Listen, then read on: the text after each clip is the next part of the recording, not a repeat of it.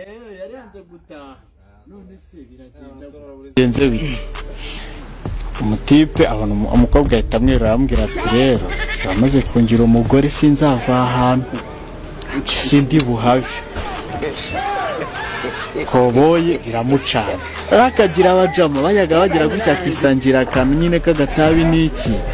baba mugiriye inama ati wa mushenzi we yabya bitutsi nyine yangiye kukivuga cyari kinshinze buzira ati wa murezi uwo mukobwa kandi ko bivuga ariko avuga ati umukobwa yanze gutaha ora aho ngaho muragira muratinda mu biki reka tukwereka umushinga murezi wa mbere abaraje afashe televiziyo arayijyanye mbere yuko abagisha inama baza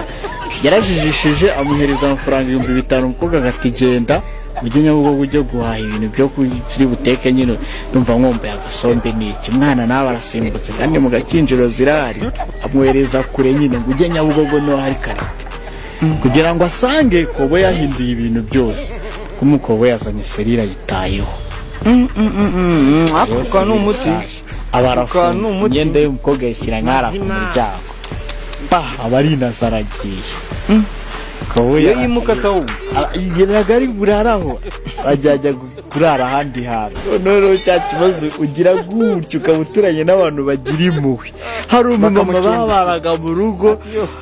umuguzi ngo wabuhimye ntiwababwiye ngo umuntu mwibuka kwaje satani baramucumbiki komana yanjye udakubise umunsi wa mbere wa kabiri kuva ngo yarugiki ubugome bwavuye ntiyamenya ko umuturanyi yamucumbikiye umugore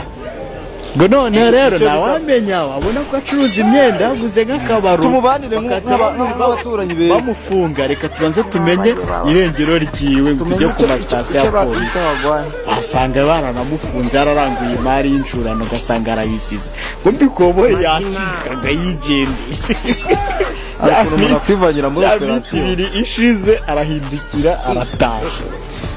nahageze asanga umukobwa yicaye ku muharuro yakubuye imeze iki ati sheri ko nakubuza umutipa buri bintu ako nabigenza ati karabaye aho igiye kwiyamoma ko nge nirukanye mu mukobwa nakimushaka muri ino nzu wowe vipi kuki wamuzanye ahangaha yumureka akagenda n'umucumbikira undi ariko se genda umubyeyi